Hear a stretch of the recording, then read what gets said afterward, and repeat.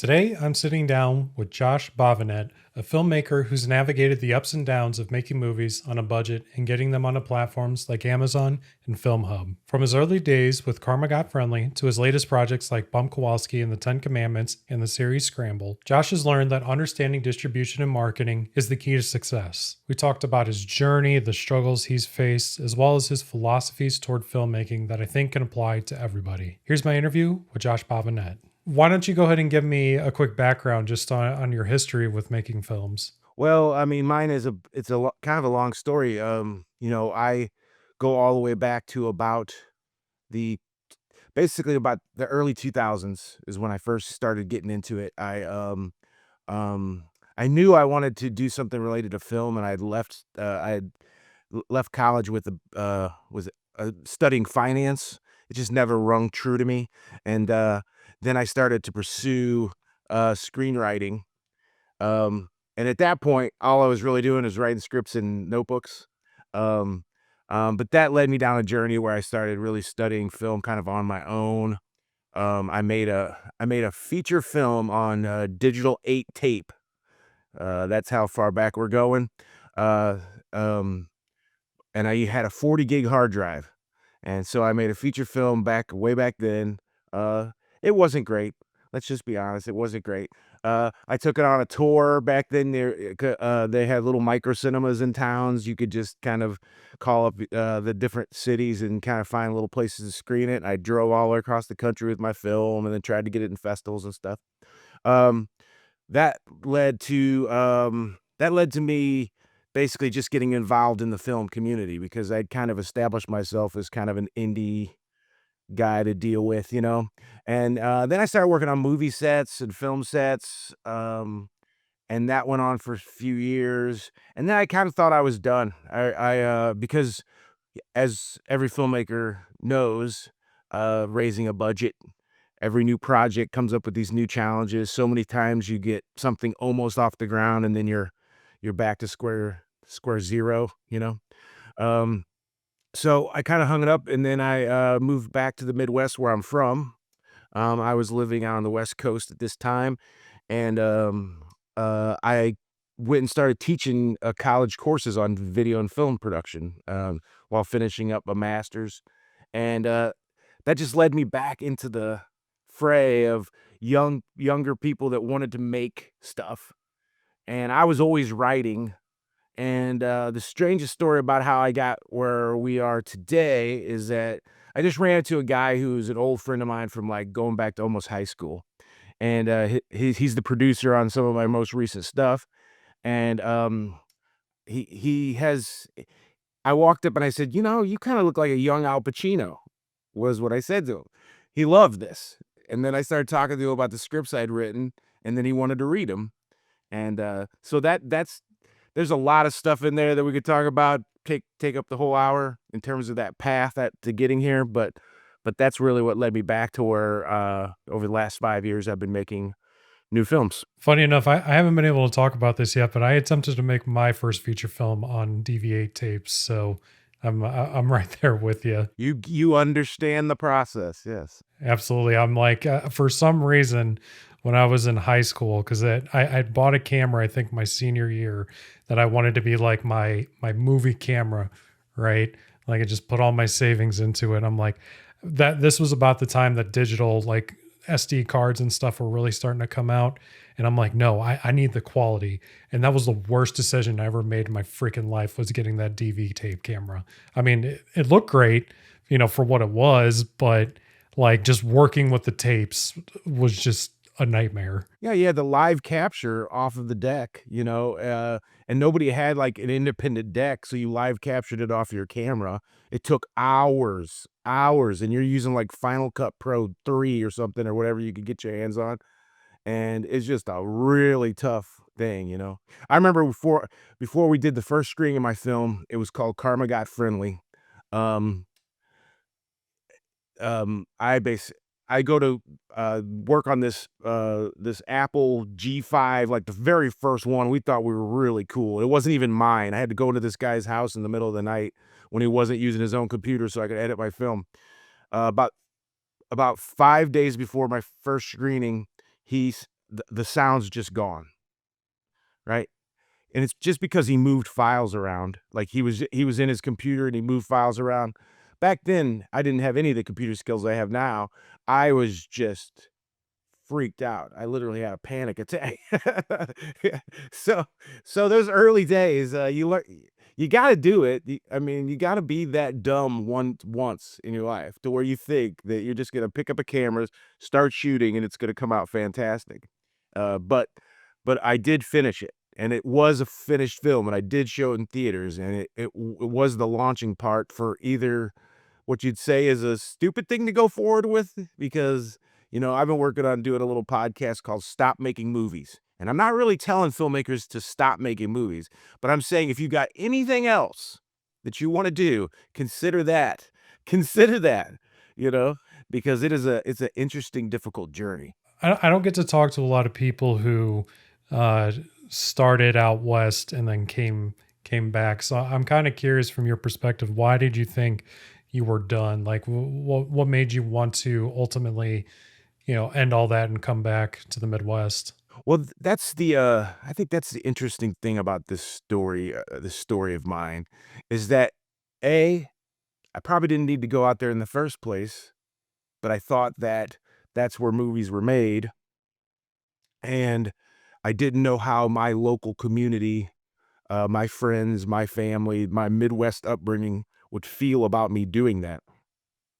Um, I don't think they still to this day don't understand what I'm doing.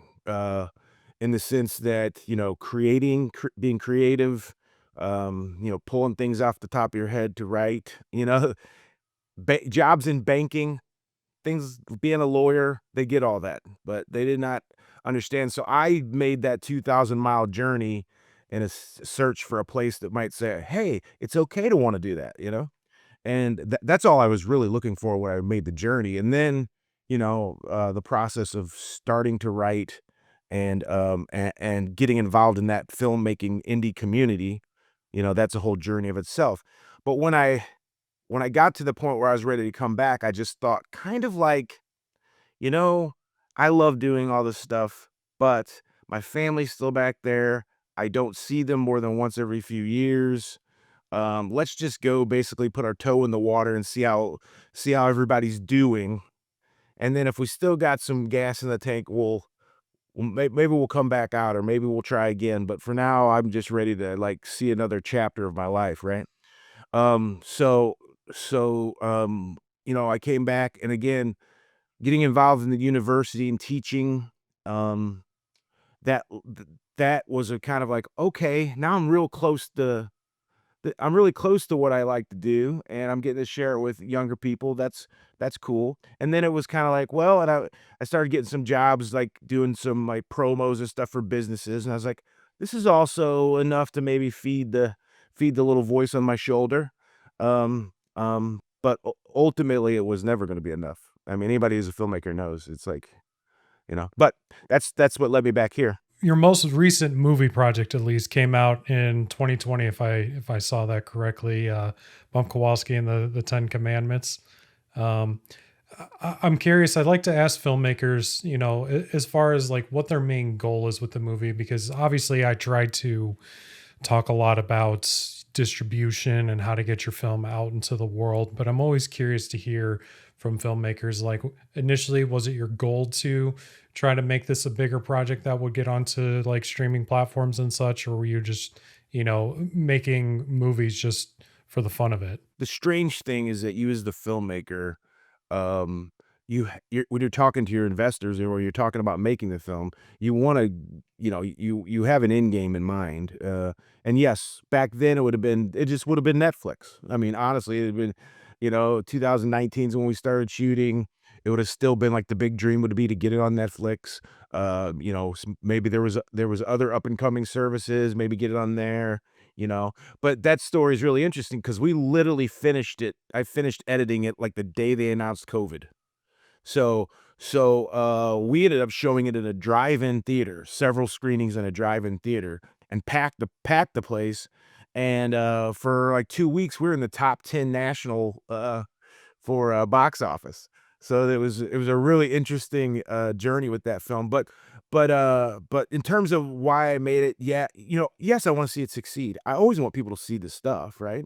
So, and for me, it would have been getting it on a streaming platform, getting it maybe into a festival. We were s we were, but all the festivals got closed down, but we were trying to get into some festivals, and then I had set up a little Midwest tour of some cinemas, like, in Nashville, Tennessee, and, I found some art houses, and we were gonna do that route, but with COVID, it was just not gonna happen, and then I ended up putting it on Amazon, and that's worked out pretty well. A lot of people have seen it.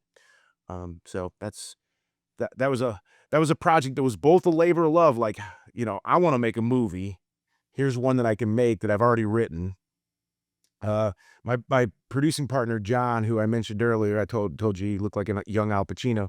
Um, that conversation led to him wanting he read one of my scripts and he's like, "Okay, this is awesome. How much you got?" And I go, "Oh, I haven't got anything." Like, he's like, "Okay, so you got something that's less expensive than this?" And then I gave him another one of my scripts that was Bob Kowalski and the Ten Commandments. So Before we move on, I wanted to quickly go over some of the ways that you can support me. The easiest way is subscribing to my channel and watching my latest videos. I've also started a membership program that gives you early access to videos before they go live. It starts at just $3 a month on YouTube and Patreon, and if memberships aren't your thing, you can buy individual posts directly on Patreon without the membership fee. My feature film Cashing Out is available to watch on major platforms like Amazon and Apple TV, and you can even watch for free on platforms like Tubi, Plex, and YouTube. If you want to support directly, there's a pay what you want option on my own OTT platform that starts at just $2. And if you do watch the film, it would mean the world to me to leave a review on IMDb, Letterboxd, or your favorite platform. Lastly, if you're interested in my future film projects, you can sign up for my email list. I have some exciting new films that I can't wait to share with you all. All of these items will be linked in the description below. Thank you so much for the support. Now let's get back to the show. From your perspective, having, because your initial feature film, if I did my research correctly, was 20 years prior to this one.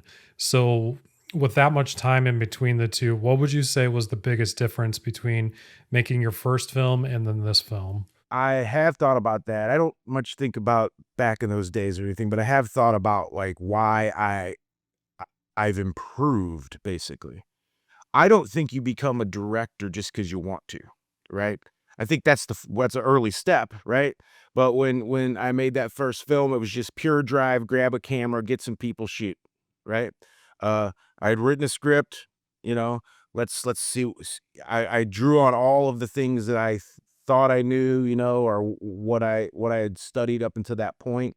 But your your vision or your voice really comes from experience, and so becoming a director, it can happen at a younger age, it can happen at an older age, but you have to have some level of experience that lets you uh, um, be able to really visualize what you're about to make. You got to see that movie in your head, and then you've got to execute it with the people that are working under you, for you, as you go to make the film. I think that's the biggest change.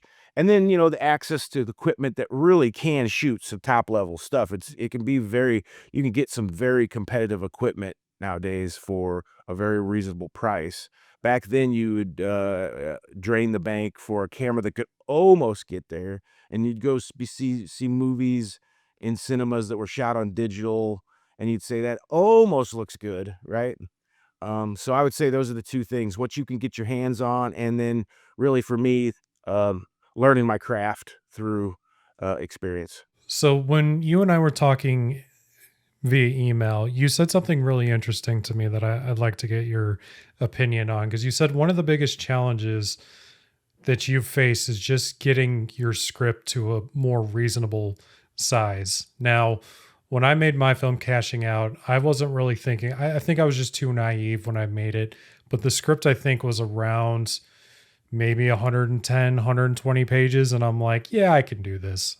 Now, when I made when I wrote my second script is more like 85 pages. And now I'm starting to think like maybe I need to stick around this because, filming that first movie almost killed me. Just purely with the length of it. Yeah. So why did you specifically think that you needed to get this script to just make it shorter for shooting? How many pages can you shoot in a day? How many days is it going to take to shoot? And if you take that number and just that particular math and you go, and every day costs you some certain number, okay? Just the math there is telling you that it's might be a good idea to get the pages down, right? And shoot for a tight little movie as opposed to this longer fill in all the blanks movie, right? Now, if somebody walks up to you and hands you a large check and says, "Make that movie," you can shoot that 120-page script because if you're shooting three pages a day and you got as much time as you want, enough money as you want, that's not a big deal. But for the average indie filmmaker who doesn't know how much their budget's gonna be, start out with 75 pages of tight, perfect movie. You could always put more stuff in there. You could always add more detail. You could always expand your montages and do a lot of things, but you got if you're gonna be working on a limited budget, find a pocket right in there from, I would even say 60 to 85 pages is a real good place to be. I want to get your opinion on this. I haven't been able to ask anybody just because the opportunity hasn't come up. It's something I've thought about a lot because I have friends who are, at least in my area, that have made films that are shorter, maybe in that 60 to 80-minute range, like you kind of just mentioned. Do you think that there's maybe a little bit more of an advantage for indie filmmakers to make something shorter? Because like it almost comes to a mindset thing to me with the viewer. If a movie that is of this budget size is only 75 minutes, for an example, like you mentioned with the 75 page script, do you think that there's a higher chance that somebody will watch it, or maybe less of a chance of them turning it off perhaps, or maybe even just feeling like they didn't waste as much time on a movie of this caliber? I don't think I think of it that way. I think of it in terms of what I'm trying to accomplish. Again, once I hand it off to the audience, it's really up to them. And somebody who's, sitting on a beach somewhere probably is never even gonna have a time to look at it. Somebody who's, you never know where your audience, what they're doing, what their tastes are. You have to make it from your perspective you know, um, I just think for production and a very deliverable film that it's important to keep your goals within reason while still having high goals, because I think Bump Kowalski was a 70-page script, but it ended up being an 87-minute movie because I had all these sequences where I wanted to kind of show visually a day in his life, and so those sequences kind of expanded the length of the movie. But in this, what I would say, pipeline that you're creating for yourself as an indie guy, right? You don't have the staff to handle all of the different things that are gonna come up. So, if you're gonna be the writer and the director and the producer and the editor and the distributor, if you're gonna do all those jobs, make sure that you keep those within a reason of what you can actually accomplish. Because otherwise, you're just gonna spin your wheels on step 1 and never get to step 5. As far as target audience goes, is that something that you think of? Because at least for me, like in the past, I've more so took like the artist approach where I'm just making whatever I want, right? Do you kind of think the same way, or have you ever kind of had like a target audience in mind when writing your projects? I do, a little bit. I think that that's another thing that going back to your earlier question, it might lend to that in the sense that that's another thing that I changed about. I think that writing a script was an arduous process for me early on. Now I can sit down and I can bang one out if in a short amount of time, because I'm just a better, more fluid writer at this point. Um, you know, uh, so I think that, having a script that what was the question again? I just lost my train of thought. Like how if you thought about, or if you think about target audience at all while writing. So the one I just wrote one. I wrote it over the last about month and a half. It is kind of a sexy thriller with some comedic elements to it. Um, and I just thought, that's a movie that I think would be marketable, especially in the audiences that are on streaming services. It seems like these movies that kind of have these kind of thriller themes, they seem to do very well. if they're shot well. And so I did think about that during this. And this movie, I literally was like, okay, this I'm putting in my category of next low budget film I'm gonna shoot. Right now, I've got a film in the works right now that it's a much higher budget, right? And I might be receiving that budget. But that's another thing I would explain to filmmakers is just keep your material stacked. Keep it stocked, you know? So if a guy says, "I got $10," say, "I got a script for you." If a guy says he's got $150,000, I got a script for you. If he says he's got 80,000, I got a script for you. So you're always ready to make your next film and have those different pieces of intellectual property to fill that void, right? In terms of budgeting, what was if you don't mind sharing, what was the budget for this film? And I'm also curious from what the budget was with your series Scramble that you've also done recently as well. Yeah, so with Bump, mm, that was one we were putting money as we went. I bet you we spent about 8,500 to $10,000 for the actual production. And then we probably tacked things on as we went, because that was a movie that we were really just I was building it. I did all the animation. There's a bunch of animation in it, and I did that. So there's like 12 minutes or so of animation, and that was just me spending, like, hours and hours trying to do these animations it had animated flashbacks, so it happens now, but he flashes back to the '70s when he was a young kid, and, that's all done with animation. So that's probably about the numbers. Uh, Scramble's more like about 60, 70,000, um, budget-wise, 4 episodes shot for that, but ultimately, it's 4 episodes, and, it works out to about a full-length feature. It's about 2 hours of content. So was that all self-financed or did you find other means to do that? No, I did find outside financing. None of this has been financed me for some of Bump was, I threw in some money, when I had something I just wanted to do, let's say 1,500 bucks or something of that probably was me, but yeah, everything else has been financed outside of myself. So what's your advice as far as finding that kind of outside finance? Like how did that process work for you? Well, most people with a certain amount of wealth, um, they're interested in having a good time. So, and they're interested in being in a movie. This has been the fun part too about returning to the Midwest is that yes, they may not understand filmmaking. It's not in their life every day. Their neighbor's not going to work at Paramount or something, but they are intrigued by it. So ultimately, if you have a conversation with somebody of a certain wealth, and your budget is what they would spend on a vacation, then all of a sudden you can have that conversation and not feel like you got to tiptoe on glass or whatever because ultimately you're just saying, "Hey man, you want to make a movie?" And if they say no, they say no, right?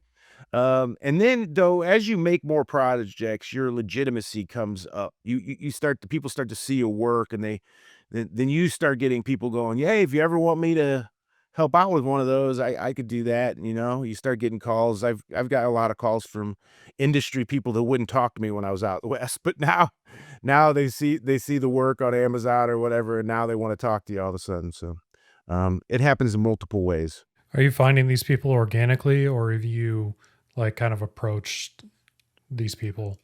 My production partner, John Patrick Costello, is his name, and he's helped me produce both Bump and Scramble. He has been instrumental in kind of facilitating those relationships when I first met. But then what happens is there comes a pitch point, a point that you have to pitch the product. That's when I step in, because anybody who starts to talk to me about my project starts to get an idea that I got a pretty good handle on what I'm trying to achieve. I could talk about this scene's going to look like this, and this is the kind of music that I want behind it, and the actor or actress should look like this. Yeah.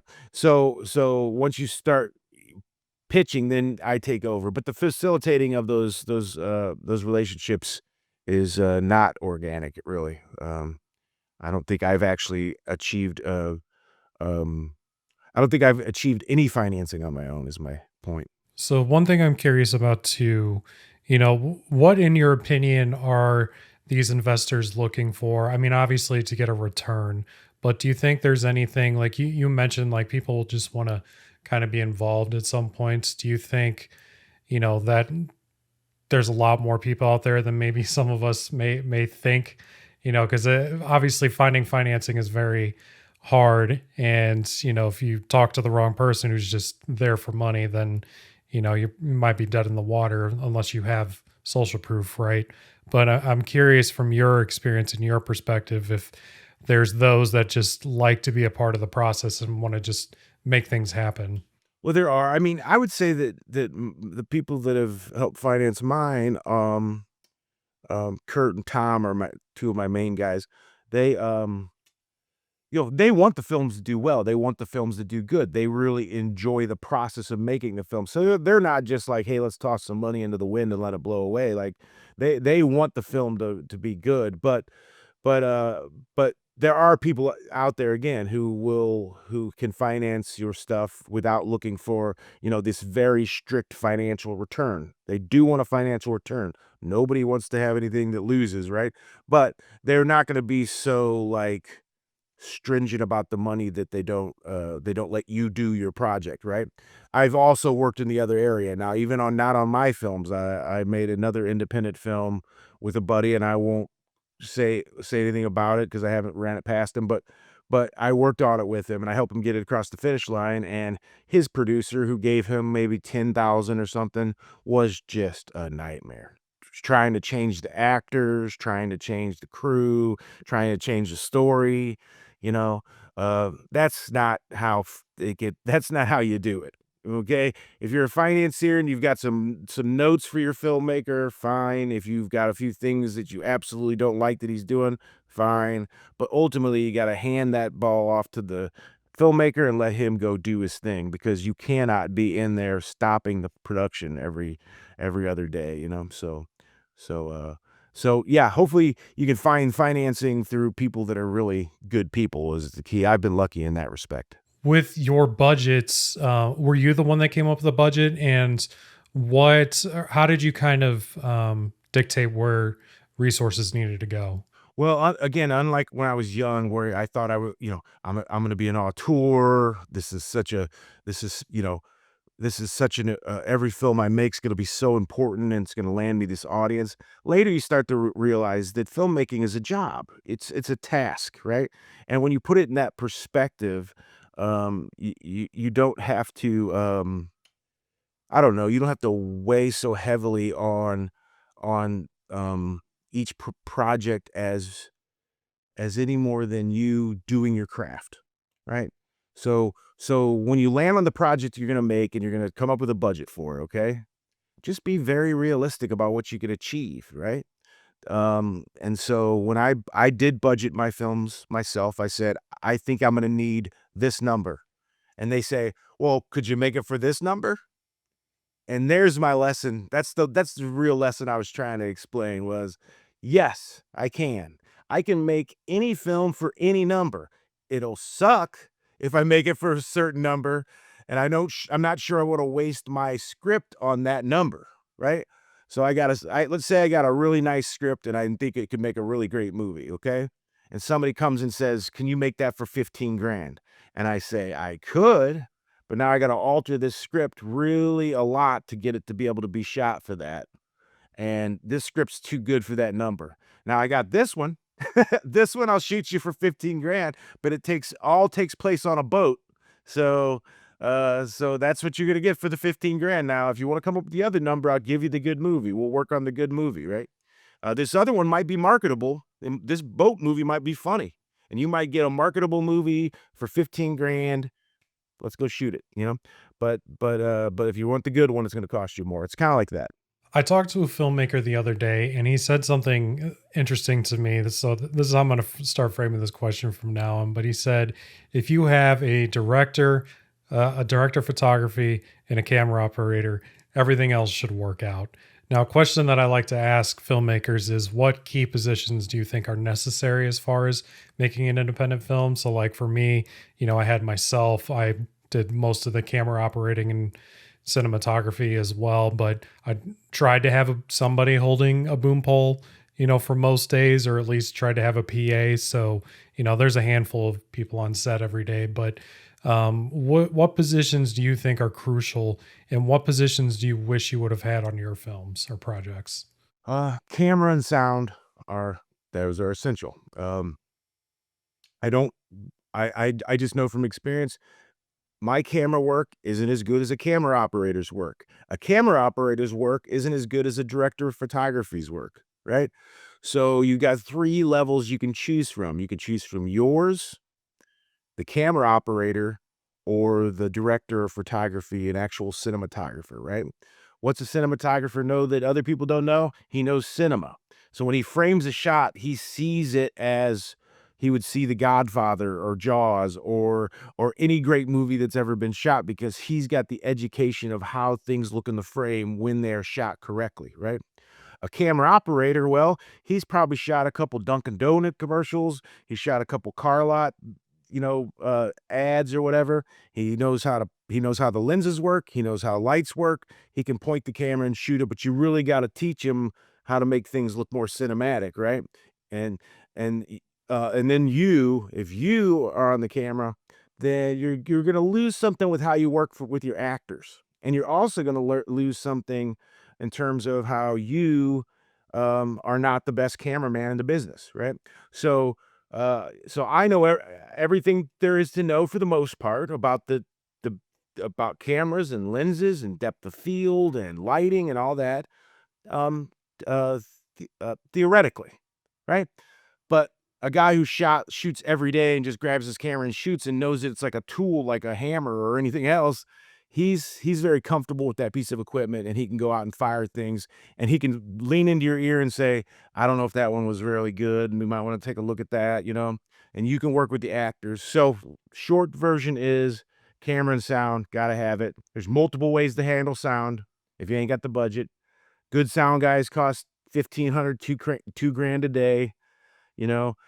Don't you can't spend that if you're making a really low budget movie, but you can go get some decent sound equipment and have somebody holding a boom and have everybody wearing lavs and, you can get your sound up to a nice level, for a reasonable budget. But yeah, camera and sound are essential. And then after that, I would say you somebody who's really looking at the set and really looking at the set dressing and the art direction, because art direction can go a ton of it can raise the value of your film quite a bit if you don't just walk into a room and start shooting, but you literally really work the lights a little bit. You really look at what's on the wall and make sure that it should fit with what's going on in the scene, right? That yeah, you got to make the set work even if you're shooting on location. So that's another important one. I think no matter what size budget that you're working with, whether you have a $10,000 budget or an $80,000 budget, like you said, at some point you're probably going to have to ask for a favor. So, what's your advice for asking for favors without burning bridges? I would say, well, this is what I'd say to a lot of directors. You're going to be tense. You're going to be upset. You're going to be irritable. You're going to be working long days and you're going to care more about what you're doing than anybody else on the set, probably. Don't be an irritable, mean person if you can avoid it, because there's going to be days that you're going to feel like snapping on somebody, but that is not helpful. Uh, and the same with asking for favors, just be nice and just say, "This is what I need. I really appreciate it." Just be really frank. I think sometimes it's hard for filmmakers to kind of massage their ego down to a point where you're begging somebody for to let you have a lens that you can't afford to rent or something like that, or you're borrowing something. Yeah, you gotta just hold out your hands and say please. I think. How did you find and work with your cast? As a writer, I'm very much a character-driven writer. Most of the time, my scripts come from an idea related to a scene or an emotion, and then the characters start to write the story for me. I've heard Tarantino talk about that. I don't write anything like him, but I do it that way, which he does. Is like by about the third or fourth page, I'm starting to hear the voices. and they're starting to tell me where this is gonna go. And I know that I've got this big set piece down the road here, and now they're gonna take me there. So then I just get on a journey with them.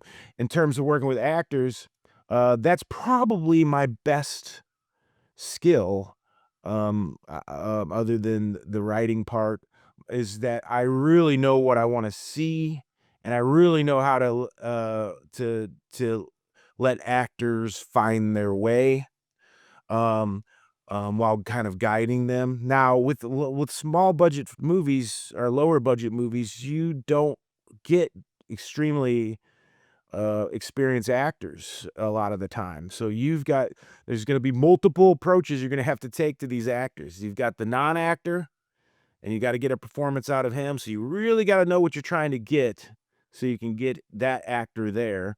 And then you've got mediocre actors who tell you about the plays they've been in high school, and they do have some chops, but they're not highly trained, and they're a little more resistant than the non-actor is. They're a little less pliable, so you gotta kinda stroke their ego like, "You got this. You've been doing this for years," you know?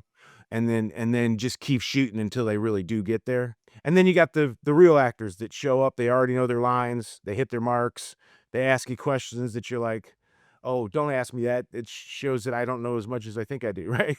No, when they say like, "Do you want me here?" And you knew, I was like, "Well, I haven't really blocked this out yet. I'm talking to this guy who doesn't even know his lines. So let me go work with him, and once I get done with him, then I'll come back and we'll discuss this." And then with the real actors, you're just like, "Thank God, because now I don't have to nurse this performance." And he just hits his marks, or she hits her marks, and you get the scene shot, you get 3 pages shot in 45 minutes, and now you're back on schedule, because you got yourself a good actor, right?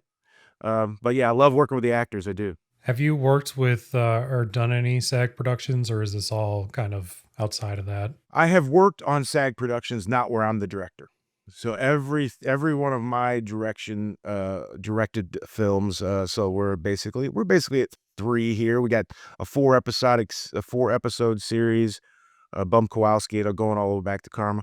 Um, yeah, no SAG in anything that I've directed, but, I have worked on some big movie sets in the past that were very union. How long did it take you to shoot Bump and the series?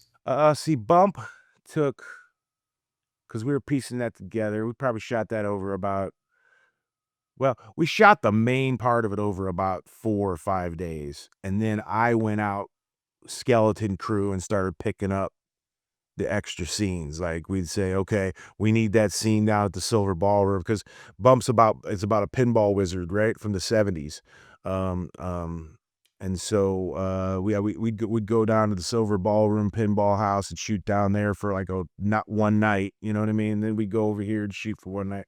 So, overall, I'd say 15, 16 days of actual shooting to get Bump. Uh, Scrabble was shot over 3 years. We shot an episode in the one summer, an episode the following summer, and then 2 episodes the following summer. And those were usually, again, 1 4 or 5 day, each episode was about a 5-day shoot, and then I'd pick up the additional stuff I needed. I would advise filmmakers, you know, if you can get 75% of your movie shot by blocking out 3 or 4 days and driving hard for 3 or 4 days, you can come back and pick up the remaining sequences. Fine, you got to get everything shot at that location. You got to get your B-roll. You got to get everything done over that 3 or 4 days on that location. But if it's shot in an office building, you can go get it a week later. If it's shot in a parking lot, you can go get it 2 weeks later, right? So just package your film into the parts that you got to get to have a movie, and then you can pick up the other parts. So speaking of locations, how did you manage to get your locations? Because as somebody who has been yelled at for taking too long on a golf course, I know that could probably be, complicated. So I'm curious as far as the pinball place and the golf course. How did you get those locations? Well, the pinball place was just a cool punk rock dude who would have let me do anything I wanted. He just was all about it, and the movie was about pinball, so that's a cult of its own, right? So if you're gonna make a movie about how cool pinball is, then then a pinball guy is gonna let you go there. Everything else is looking at kind of what you've got. What do you have access to? I mean, we shot in a bowling alley and they were cool with us. We used that same bowling alley's bar as if it was someplace completely different. Although occasionally you can hear a little sound of pins being smashed in the background if you really listen close enough. But we acted like it was a completely different like place that he went for his breakfast coffee, and then through that same door you'd find the bowling alley, and then out back, they had this kind of defunct patio behind the bowling alley. It looked like a little restaurant, and it was no longer being used. So we shot out there as if it was a completely different place and just had a waiter walk up to the tables. So it was all basically like, what is in the frame, you know? Keep it in whatever's in the frame is what you really, you can pretty much play that. But the bowling alley, and we had a thrift store that let us in there. Now that was a little weird, but they were really cool. I mean, because you got ladies in there shopping, and they don't want to be on camera, and you haven't really, you're really shooting it a little bit more, uh, Woody Allen style in terms of kind of walking through things and getting through, and just letting things kind of unfold. So yeah, but everybody was really cool on that one. Scramble, we shot it at a place that we were told it's cool. Then they ended up charging us a pretty decent amount of money that we weren't expecting for like renting out the room downstairs, and they rushed us through a few scenes that cost us probably a couple quality scenes that you know, and then one of my co-producers like, well, why don't we just shoot it at my club? I'm like, okay.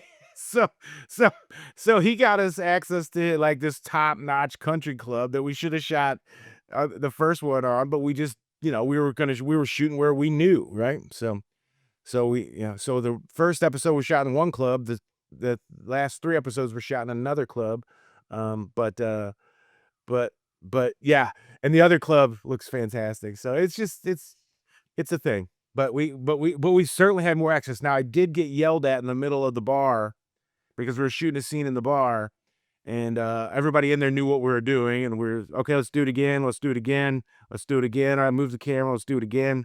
Because I was really trying to figure out how to get this scene shot over the top of this bar because the framing gets difficult when you got this giant centerpiece blocking your movement, right? So we're shooting, and I go, "Let's do it again." I said, "Hey, quiet on set." And some guy had walked in who was like a club member, and I didn't see him really come in. And he's like, "Don't tell me to be quiet in my own club," like he came after me. And he kept at me a little bit, and I finally I didn't respond, and I go, you know, "I'm just waiting for you to be done. I'm just doing my job here, bud." So, and they blew over, but he really came at me pretty hard. So I don't talk too much about post production much. I definitely need to. I'm not as interested in the editing because usually when you talk about editing, it's like, yeah, I threw this together on Premiere Pro or something, right? But one thing I'm really curious about is like the process of like sound and all that, because sound is obviously very, very difficult. Is sound something that you handled yourself, or did you hire somebody to help you out with it on both projects? Yeah, I always say talking about post-productioning is like dancing to architecture. It is no fun for anybody, right? But I did all my sound myself. And I didn't record all my sound myself. I had good sound people on set. I took the finish work. Now they will do it for you, or they will offer to do it for you, but they will post sound will cost you a ton of money to get somebody to do it themselves. Uh, it is a hard, difficult process. I don't wish it upon anyone to try to continue to dial sound in, but that's what it is. There are great sound editors that have a system in place. They recorded the sound, they know what the files are gonna look like, they know how to clean it up, they've got a system in place, and that's why you pay them a lot of money. For the average guy who's making a film, or who's gonna do, their own post-production sound, and I do kinda recommend you do as many things as you can, because if you do get that, $20 million budget someday, you gotta be able to have those conversations with that department about why, what's going wrong here, right? And if you can't have the conversation, you're not at least a novice in every aspect of filmmaking, then it's gonna be hard for you to communicate what you want, and you're gonna have to really trust people. But but did do all my sound, and you just gotta continue to fine point it until it stops driving you, until it stops irritating you. You know, when you watch your film or your show, and there's parts of the sound that just, oh, it irritates you. Go in and fix it, and watch it. Oh, it's still that irritates me now. Go in and fix it. Fine tune it. There's ways, and if you don't have the sound, then it's got to go. There's just no way to keep it in because bad sound is the biggest killer of anybody watching your stuff. How long did it take you to do all that? Again, we shot over 3 summers, so I would have the finished episode edited by the next spring. So I'd shoot in the summer, and I would edit the episode all the way through. It'd probably take me 3 months of post-production on each episode to get it. And honestly, if you watch the show, I mean, if you're like me, you can watch a movie, and if you're seeing some flaws in there, it's not like you're gonna be like, "Oh, I'm not watching this. This is, terrible." But if you're seeing some flaws in there, a little roughness on sound or whatever, uh, um, you can you can know exactly where that came from, right?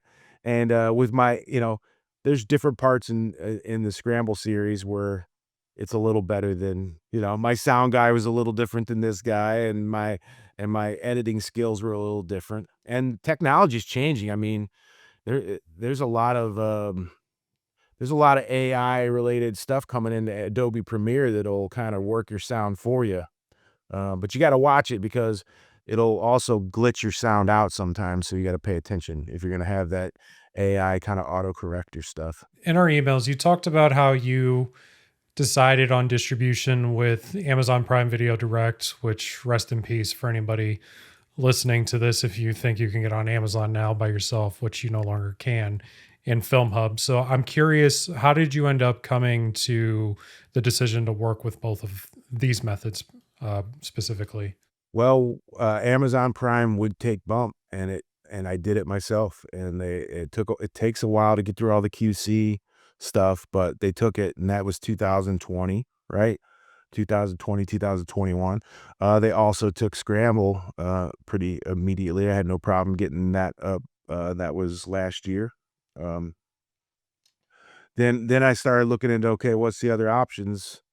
And it was Film Hub and Indie Rights, and relates to your to your show. I think I've got some information from your show about how to approach that going back several months ago, with Scramble, and I was like, well, Scramble's been on Amazon for a while, but I need to find a way to get it on multiple platforms, and then I started pursuing the Film Hub. Happy to announce that both Bump and Scramble have gotten onto Film Hub at this point, and so we're gonna see how that licensing all unfolds. But I really have to admit that I've been, I wanna try indie rights as well. I wanna see what they're offering. I wanna try talk to other distribution options. I've been looking at, several because I just think this is gonna be a constant it's gonna be a constant change.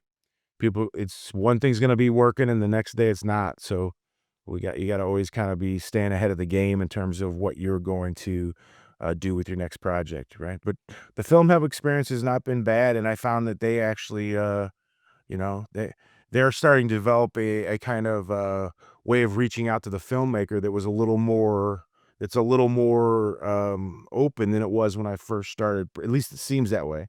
They're getting back to me faster, and we're talking things over more, so that's been beneficial. I did reach out to Indie Rights and we had a little bit of a back and forth via email, but I have not tried to distribute anything through them yet. So we'll see on the next project because we're probably going to go into production on that within maybe 6 weeks or so. How has both platforms performed for you so far, especially considering that you actually have some investments in these projects? Yeah, well, I mean, Amazon it's been my main thing so far. Film Hub is yet to be seen. They're just venturing out on Film Hub now. So I will report back to you. I'll give you a status report from out there in the world of Film Hub, but Bump has been on there for a little while, and it's getting some licensing. It's getting a little performance. Nothing to really boast about, but Scramble is just now getting across the finish line. So, I I don't know, there's a lot of talk about how much Tubi's changed. There's been a lot of talk about other up and coming platforms. So I'll have to kind of wait and see, uh, who's interested. You kind of alluded to this a little bit in your previous answer, but I'm curious, what mistakes do you think indie filmmakers make with distribution? You shouldn't have to because you're a filmmaker. You've already done enough by the time you get it to that point, right? Um, Understand that you're going to have to market your film. Okay. So if you've got no budget for marketing built into your budget at the original, then understand that's going to be a major, major problem when you get to that point. Right. It doesn't mean don't make your film, but just understand you're going to have to rally some way of marketing your own film because most of the platforms are not going to assist you too much in that. Right.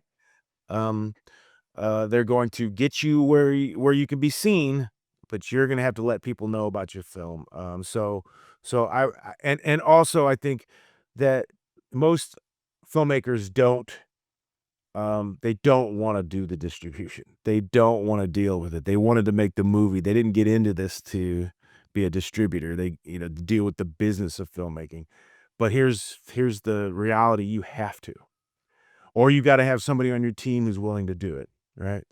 Uh, uh, you know, I have seen a lot of people tell me they're willing to help me with something, right?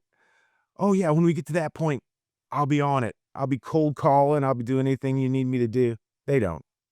You're gonna have to be the driving force unless you really do have a production partner who's willing to help you out. And you gotta go at them. You gotta go to them. You gotta pester them with emails sometimes to get a response. You've gotta and not you don't take that personally. They're probably doing something else. You know, they probably got another project. They probably got 10 things going just like you do, right? So don't get it to where it's a kind of a emotional thing for you, like, "Oh, they don't want my movie," you know? They probably don't even know you exist, so just keep at it until you find the distribution path that's right for your film. Do you have any marketing advice? Speaking of marketing, since you have these projects that have recently come out, like is there anything kind of unique that you've done, or I guess just anything there to share? Yeah, Google Ads, Facebook ads, YouTube. You can get your promo or trailer on television if you really wanna spend a few bucks. I mean, it's not like companies like Vibe or, there are platforms now to where if you've got a promo video about your film or, I mean, you don't have to spend an arm and a leg to get your commercial running, right? Uh, so don't completely rely on organic social media unless you're an absolute, influencer yourself or that you have cast members that are influencers that have big time viewers, I had an interesting experience with an alternative method of marketing is that they just started Scrambles About Golf. It's a golf comedy series, right? So the first ever golf comedy series, right? Uh, but I reached out to college golfers because now their NIL deals allow them to market their image and likeness. They've never been able to do that in the past. So college golfers were doing promo videos for me for Scramble, and that they had TikTok followers, they had Instagram followers, so I was able to market through that. That was an interesting thing that we did. But then other than that, a lot of Google, a lot of Facebook, a lot of TikTok, a lot of Instagram, a lot of those kind of things. Do you have any other pieces of advice for newbie filmmakers you think is useful? I think it goes back to the idea of understanding that filmmaking is a craft that you just develop. Don't get caught in the weeds of thinking that the first film you're gonna make is gonna be up for an Academy Award. Your first script's not gonna be very good. You gotta go through the process. Make the project, make the project, make the project. Keep making the projects. Someday down the road, you're going to land in a place where your sound guy's good, your camera guy's good, your actors are good, your script's good, and you make a good movie. It only happens because you did the work and continued to be persistent uh, um, towards your goal of making a good movie. Uh, if you make a decent movie the first time, that's great. Just, you know, that's really the goal. Try to make a decent movie. It's like if you and don't look at filmmaking as like, uh, I'm living the dream. It's not a dream, it's a job. And you can make it your job if you really wanna be persistent. I'm going to put you in the hot seat since you said you've actually taught filmmaking. What are your thoughts on going to film school versus just going out and making a movie? Here's the funny thing that I've learned again, experience is I think what actually makes directors. Um, I wouldn't go to film school to learn how to make films. I would go to film school to learn how to write. I would go to film I would go to school to learn how to write. So, I wouldn't necessarily recommend spending 100 grand on film school. I'd recommend spending 100 grand on education and maybe take some film classes within that education, right? Take 2 or 3 electives in filmmaking and get a history degree or a computer degree or whatever you wanna get, right? So I do recommend school. Why? Because they make you write all the time, and you have to write stuff you don't wanna write, and you have to read things you don't wanna read. So in that process, you start to develop a command for the language, a command for seeing things differently. So I'm a proponent of education at the same time that I would say, film school as let's just go to film school. It's probably not as necessary as, I mean, because I opened up a cinema when I was younger. I took a warehouse and two 16 millimeter Bell and Howell projectors, wired them together, ran them through a stereo, put up two big speakers, put a bunch of couches out, and was just rolling 16 millimeter prints of like old movies 4 or 5 nights a week, and people would come in and watch them. I mean, you show Alfred Hitchcock um, uh, uh, in a warehouse, 10 times in a week, you're going to learn a lot about filmmaking, right?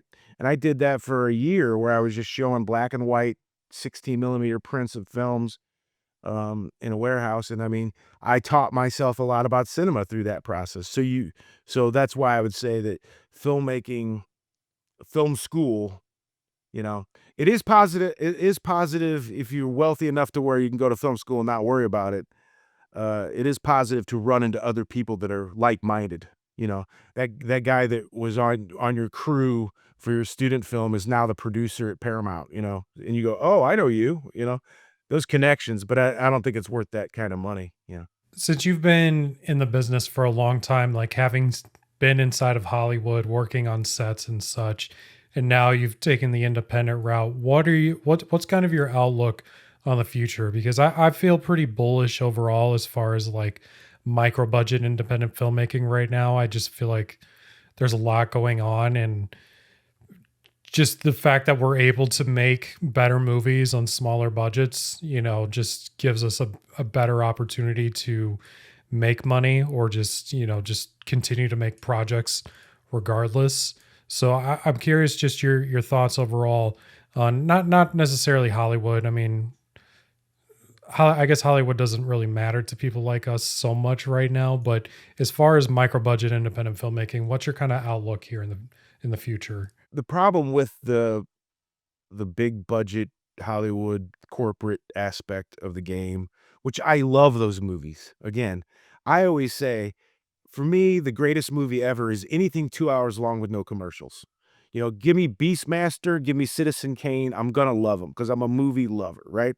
But when it comes to the difference between indie and Hollywood and that kind of thing, you just gotta look at it and say, they're out there looking for cash. They wanna make money.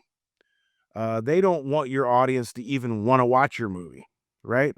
Unless they can make money off of you, sort of, right? So if they see like, everybody, like, scoffs at YouTube, but now YouTube is a powerhouse, right? Everybody scoffed at podcasting. Now everybody on radio is probably out of a job, right? The game is moving and the target is moving, and that Hollywood corporate thing is always looking for a way to profit, and they're always looking for a way to monetize off of creative work. We have the ability right now to find our window to get our creative work to an audience, and the way that nobody in the past there's thousands of filmmakers that are already probably dead and gone that never even got to shoot a movie because they couldn't get their hands on the stuff they needed. The gatekeepers kept them out for their entire existence. They can't. No one can stop you now. These platforms that are out there now, they're making it very confusing for the audience because they're trying to control their libraries and they're trying to license everything. And there's a big flood of content and nobody knows where anything's at. So I think that's sort of a detriment. But if you can make a independent movie and point that audience to your movie, here's the link, here's where it's at, go watch my movie. You got an audience. I mean, I know that in the early days of indie filmmaking, people would have made a whole film just to have 500 people see it, you know? So now you can get a global audience just if you can point people at it. Now, where the long form art form of cinema, where this whole thing goes with the attention spans and everything, and AI, I don't have any answers for that just yet because that is all. But technology has always been shifting, and for the entirety of this of cinema. So it's gonna shift again, it's gonna shift again, it's gonna shift again, and hopefully that works in your benefit. If there's one movie that you could have been a fly on the wall for the production, what would it be and why? Ooh, that's a tough question. Jaws, that's one of my favorite movies of all time, and, not only because watching Steven Spielberg make basically his first but big budget film with a mechanical shark that isn't working, and he's trying to make it happen. And then you've got like Robert Shaw and Rod Shire and like some of the greatest actors that have ever been on the planet. Uh, and yeah, I would have loved to be in that. Well, I would have loved to have been a fly on the wall of that. I also have a warm spot for like the early Rocky films. And I also have a, it's, I also have a warm spot for, like, old, like, Jimmy Stewart stuff, right? Uh, Also, I think The Matrix, I woulda liked to been there to see them make The Matrix. Now most of that stuff is sorta passé, but at the time, it was pretty mind-blowing. Um, what else? I think those are some of the main ones that I just would like to be a fly on the wall to see. Tarantino movies. Again, I would never be able to make a Tarantino movie. It's just that's not my vibe. It's not where I'm going. But but it's fun to watch, and it'd be fun to see that one of those get made, like see that work happen. What about you? I don't think I've ever heard you list one of yours. You're the first person I ask, and Yeah. now I'm kind of being put on the spot here. Yeah, yeah. I got a reverse fire here. Yeah, like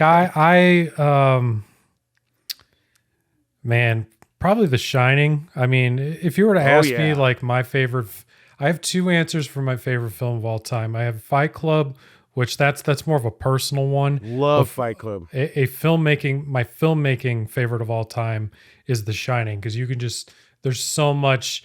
Like every time I watch it, there's always something new, right? And I just love when movies are puzzles and just there's always a new layer to pull back. In that movie, like I've watched all the documentaries, about just all the symbolism and all that. So I love being able to just pull that back. So being able to watch him work, but like a modern filmmaker, like I get influenced a lot by Fincher. So just being able to sit on set and just watching how he works with actors and how he uh, directs people to move the camera and such, I think would be really interesting to see because, he's somebody who is just so precise. So I would love to see like those decision making, those decisions happening in real time. Mm. So Fincher's great, yeah. no doubt about it. So that's I don't have a particular movie, but just a director like you mentioned, like Tarantino and Spielberg. Like I can totally see myself wanting to just hop on a Fincher set just for that reason alone. And I would say Kubrick's my favorite. He's my number one favorite. And but I didn't his movie like being on a set with one of his movies that didn't jump into my head. Probably Doctor Strangelove would be the one that I'd want to be on the set for because that movie's really interesting. The Shining, I mean, yeah, that movie's that is a mental test for anybody who have ever you walk away from The Shining the first time you see it, and you don't know that it's gonna be there sitting with you like 12 months later. Like, it sticks. So, such an extraordinary filmmaker. But yeah, I like yours too. I like Fincher. I like Cronenberg. I was gonna say too. Actually, if I wanted an answer that was a little more scrappy, the movie that I've watched like the most behind the scenes documentaries about is Halloween. So just with how scrappy that one was put together, I would love to have been there just to watch that happening as well. The Thing, man. Hollywood, Halloween, and The Thing. Like, people don't realize what an amazing film The Thing is. But Halloween is also like groundbreaking in the horror genre, and how he put that together. And talk about a script that was written to be made for $1 million or whatever. You know what I mean? Like, for a low budget. I mean, one neighborhood, Halloween, grab a camera, put some costumes on, and let's go. It's all in the writing. So yeah, it's a fantastic film. Yes, agreed. Josh, I appreciate you coming on. I mean, I love your philosophies. I'm very curious to see where everything goes from you. So you're definitely going to have to keep me updated. Where can people learn more about your films? Like, do you have a central hub for somewhere? Or go ahead and plug away anything you want to plug. Sure, sure. Well, our website is phantommentor.com because we shoot our films under the name Phantom Mentor Digital. So you can go to phantommentor.com and find out some stuff about us. We're on Amazon Prime with both of our movies. We're about to see where the Film Hub things go, so keep an eye out for Scramble, the first ever golf comedy series, and Bump Kowalski and the Ten Commandments, our little engine that could, a movie about a washed up pinball wizard on the road to redemption. Um, and then next in the next coming years, I've got a Western, I've got a kind of desert-based thriller, and then I've got a kind of my latest writing is a Woody Allen-esque, Reitman type, uh, uh, you know, movie that's gonna be a little smaller in scope, so keep an eye out for those projects as, we get those going. So, and then, yeah, you gotta come if I end up getting this stop. I did one episode of Stop Making Movies, the podcast about, uh, "Don't do this unless you mean it. You better just stop making movies." You have to come on there for me sometime, okay? I've been. I should have saved this. If I would have known you were going to say that, I should have saved this for this episode. But I'm gonna say it again. I'm kind of disappointed that nobody has ever reached out to me. I've been on one interview, and that was before all this YouTube stuff that I'm doing now. So I'm kind of disappointed because I just want to go on podcasts and talk to people too, where I don't have to do any of the work afterwards, and I can still get whatever nonsense I spew out into the world. So I would love to come on your show at some point. All right, well, I will pencil you in, and I will put you on the spot instead of me being on the spot. That'll be great, man. Cool, because I looked you up because I really have enjoyed the honesty and integrity of which you're approaching getting indie filmmakers to kinda band together and give them information, so very valuable. I want to give Josh another huge shout out for coming on the channel and spreading all of his knowledge with me. Of course, all of Josh's stuff will be linked in the description if you want to check it out. And if you like this interview, I would appreciate if you subscribe to me on YouTube or any of the other platforms you may be listening to this on. Of course, if you want to help support me, my feature film Cashing Out is linked in the description if you would like to watch it. And I do have a couple other interviews here on screen if you're watching this on YouTube that you may find of interest. Thank you so much for watching, and I'll see you on the next one.